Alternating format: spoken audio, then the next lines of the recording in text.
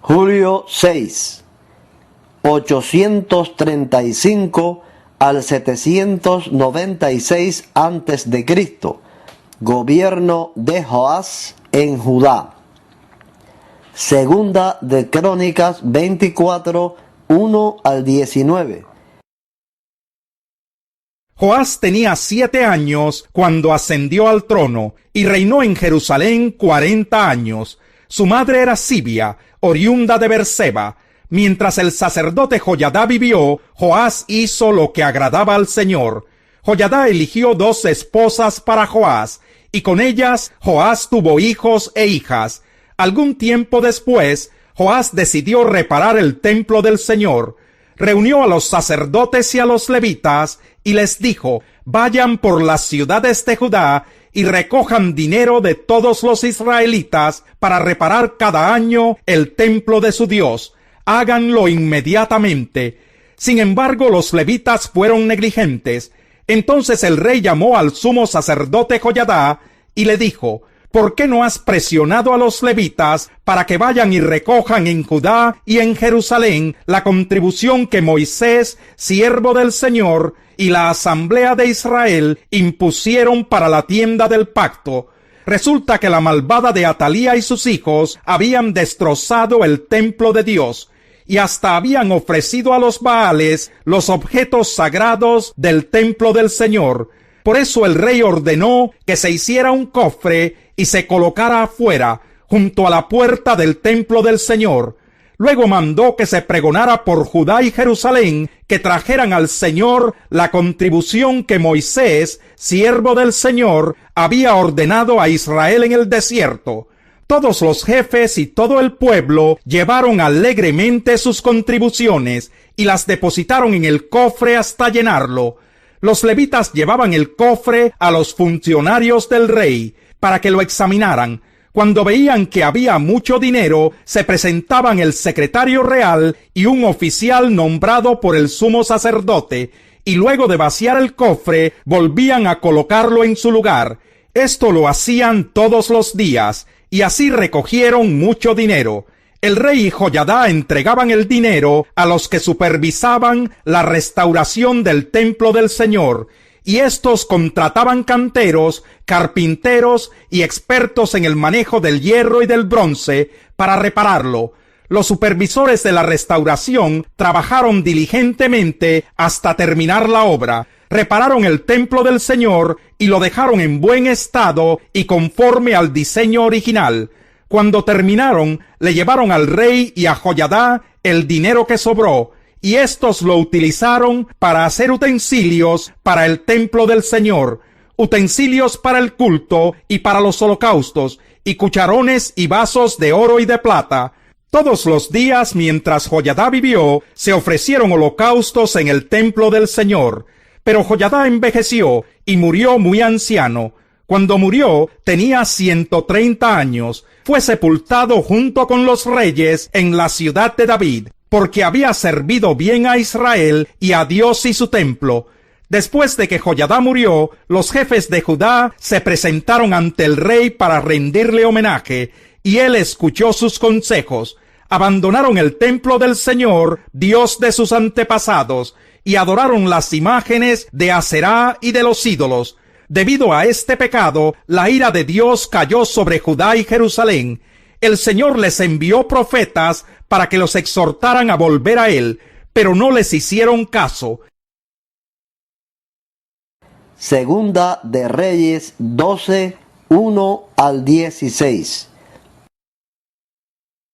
En el año 7º del reinado de Jehú, Joás comenzó a reinar, y reinó en Jerusalén 40 años. Su madre era Sibia, oriunda de Berseba. Joás hizo durante toda su vida lo que agrada al Señor, pues siguió las enseñanzas del sacerdote Joyadá. Sin embargo, no se quitaron los altares paganos, sino que el pueblo continuó ofreciendo sacrificios y quemando incienso en ellos. Un día Joás ordenó a los sacerdotes: recojan todo el dinero que cada persona traiga al templo del Señor como ofrenda sagrada, incluso el impuesto del censo, el dinero de votos personales y todas las ofrendas voluntarias. Cada sacerdote debe tomar el dinero de manos de su propio tesorero y usarlo para restaurar el templo y reparar todo lo que esté dañado. En el año 23 del reinado de Joás, sucedió que como los sacerdotes no habían hecho reparaciones al templo, el rey llamó al sacerdote Joyadá y a los otros sacerdotes y les recriminó: ¿por qué no han comenzado la restauración del templo? De aquí en adelante ya no recibirán dinero de manos de los tesoreros y deberán entregar lo que tengan para que se repare el templo. Los sacerdotes accedieron a no recibir más dinero del pueblo y renunciaron al encargo de restaurar el templo. Sin embargo, el sacerdote Joyadá tomó un cofre y después de hacer una ranura en la tapa, lo puso junto al altar, a la derecha, según se entra en el templo del Señor. Los sacerdotes que vigilaban la entrada comenzaron a poner en el cofre todo el dinero que la gente traía al templo del Señor. Cuando veían que el cofre ya estaba lleno, subía el secretario real con el sumo sacerdote para vaciarlo y contar el dinero que había en el templo del Señor. Una vez determinada la cantidad, entregaban el dinero a los que supervisaban la restauración del templo. Estos les pagaban a los que trabajaban allí en el templo: carpinteros, maestros de obra, albañiles y canteros. También compraban madera y piedras de cantería y cubrían todos los gastos necesarios para restaurar el templo del Señor.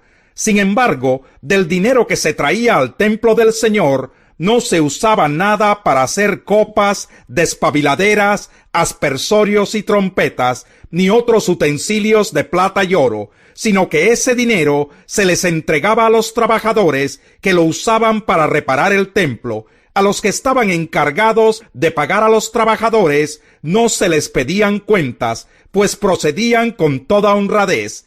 El dinero de los sacrificios expiatorios y por la culpa no era para el templo del Señor, pues pertenecía a los sacerdotes. 825 a.C. Comienzo del ministerio profético de Joel. Joel 1:1. Esta es la palabra del Señor que vino a Joel, hijo de Petuel. El libro del profeta Joel menciona el nombre de este y dice que es hijo de Petuel, pero no añade ningún elemento biográfico ni aporta ningún dato cronológico. A causa de esta falta de información precisa, los intérpretes no han llegado a ponerse de acuerdo sobre el momento en que Joel ejerció su actividad profética.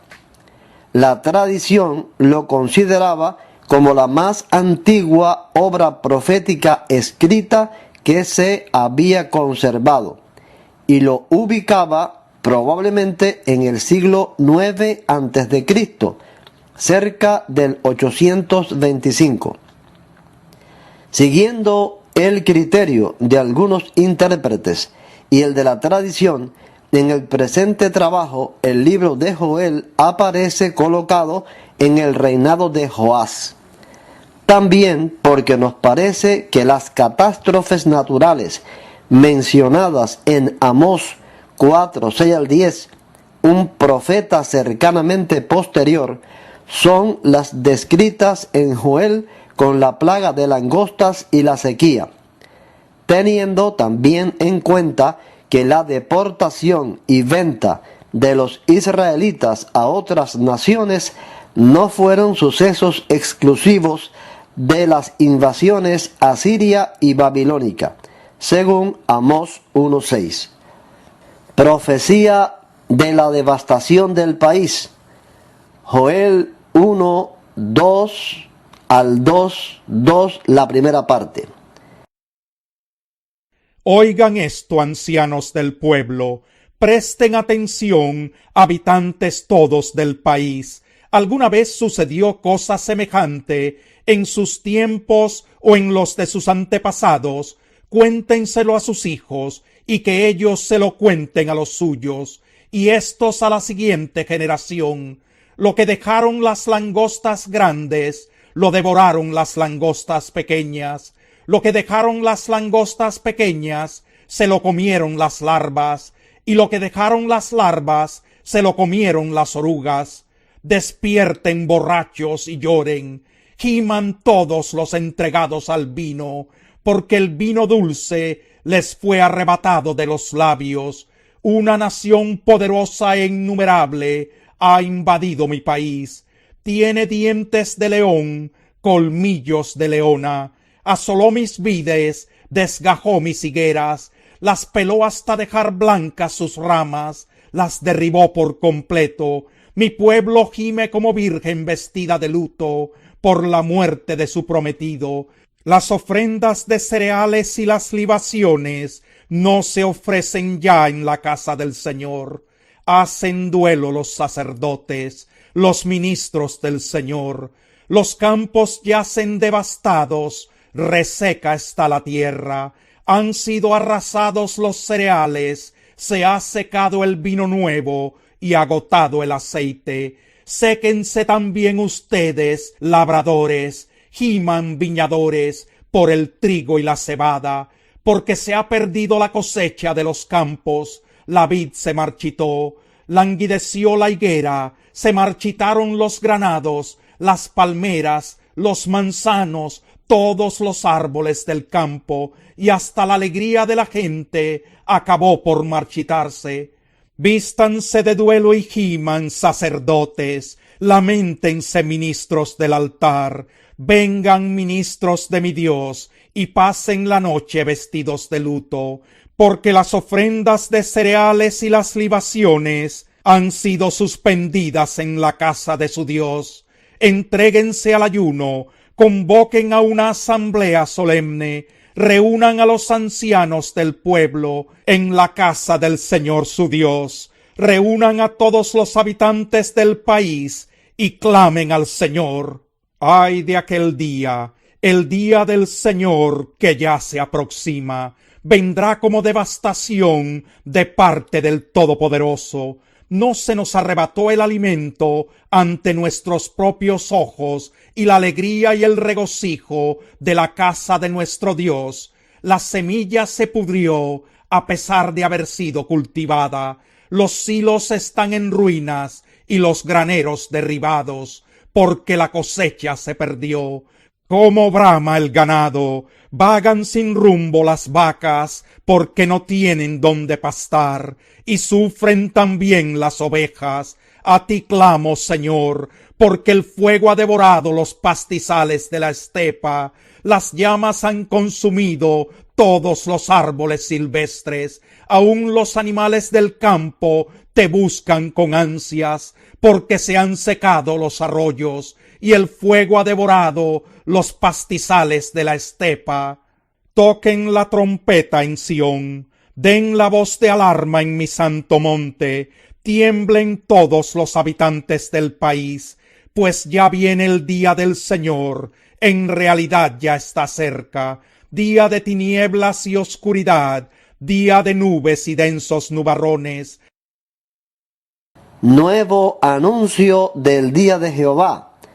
Joel 2:2, la segunda parte y hasta el 11. Como la aurora que se extiende sobre los montes, así avanza un pueblo fuerte y numeroso, pueblo como nunca lo hubo en la antigüedad, ni lo habrá en las generaciones futuras. Antes de que llegue, devora el fuego. Cuando ya ha pasado, las llamas lo inflaman todo. Antes de que llegue, el país se parece al jardín del Edén. Cuando ya ha pasado, queda un desolado desierto. Nada escapa a su poder. Tienen aspecto de caballos, galopan como corceles, y al saltar sobre las cumbres de los montes, producen un estruendo como el de carros de guerra, como el crepitar del fuego al consumir la hojarasca. Son como un ejército poderoso en formación de batalla. Ante él se estremecen las naciones, todo rostro palidece. atacan como guerreros, escalan muros como soldados, cada uno mantiene la marcha sin romper la formación, no se atropellan entre sí, cada uno marcha en línea, se lanzan entre las flechas sin romper filas, se abalanzan contra la ciudad, arremeten contra los muros, trepan por las casas, se meten por las ventanas como ladrones. Ante este ejército tiembla la tierra y se estremece el cielo. El sol y la luna se oscurecen y las estrellas dejan de brillar. Truena la voz del Señor al frente de su ejército. Son innumerables sus tropas y poderosos los que ejecutan su palabra. El día del Señor es grande y terrible. ¿Quién lo podrá resistir? Joel hace un llamado al arrepentimiento. Joel 2, 12 al 17. Ahora bien, afirma el Señor, vuélvanse a mí de todo corazón, con ayuno, llantos y lamentos, rásguense el corazón y no las vestiduras, vuélvanse al Señor su Dios, porque Él es bondadoso y compasivo, lento para la ira y lleno de amor, cambia de parecer y no castiga. Tal vez Dios reconsidere y cambie de parecer, y deje tras de sí una bendición. Las ofrendas de cereales y las libaciones son del Señor su Dios. Toquen la trompeta en Sión, proclamen el ayuno, convoquen a una asamblea solemne, congreguen al pueblo, purifiquen la asamblea, junten a los ancianos del pueblo, reúnan a los pequeños y a los niños de pecho, que salga de su alcoba el recién casado y la recién casada de su cámara nupcial. Lloren sacerdotes, ministros del Señor, entre el pórtico y el altar, y digan: compadécete, Señor, de tu pueblo. No entregues tu propiedad al oprobio, para que las naciones no se burlen de ella. ¿Por qué habrán de decir entre los pueblos: ¿dónde está su Dios? Zacarías, hijo de Joiada, también llama al arrepentimiento. Segunda de Crónicas 24, 20 al 22.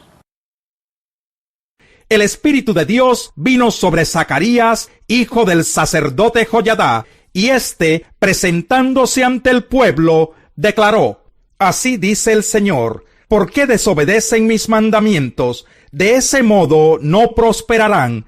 Como me han abandonado, yo también los abandonaré.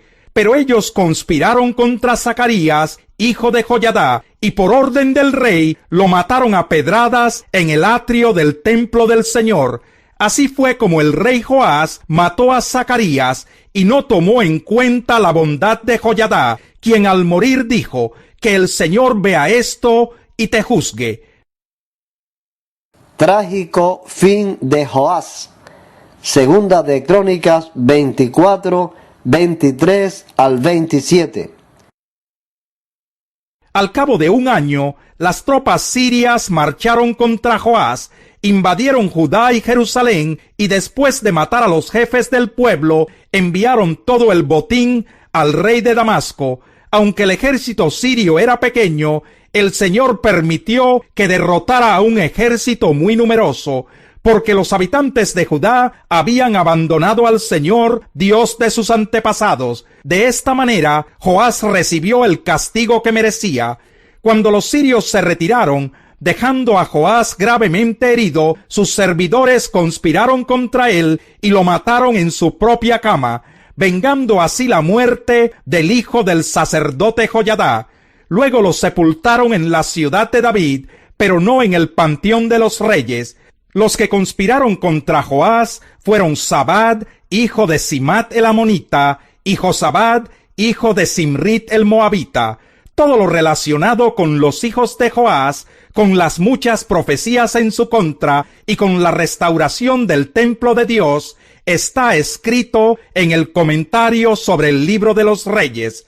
Su hijo Amasías lo sucedió en el trono. Segunda de Reyes 12, 17 al 21. Por aquel tiempo, Hazael, rey de Siria, atacó la ciudad de Gad y la conquistó. Luego se propuso atacar a Jerusalén. Por eso Joás, rey de Judá, recogió todos los objetos que habían consagrado sus antepasados Josafat, Jorán y Ocosías, reyes de Judá, juntos con los que él mismo había consagrado, mas todo el oro que pudo encontrar entre los tesoros del templo del Señor y en el palacio real. Todo esto se lo envió a Hazael, rey de Siria, el cual se retiró de Israel. Los demás acontecimientos del reinado de Joás y todo lo que hizo están escritos en el libro de las crónicas de los reyes de Israel. Sus propios ministros conspiraron contra él y lo asesinaron en Bet-Miló, camino a Sila. Quienes lo atacaron fueron Josacar, hijo de Simat, y Josabad, hijo de Semer. Así murió Joás y fue sepultado con sus antepasados en la ciudad de David, y su hijo Amasías lo sucedió en el trono.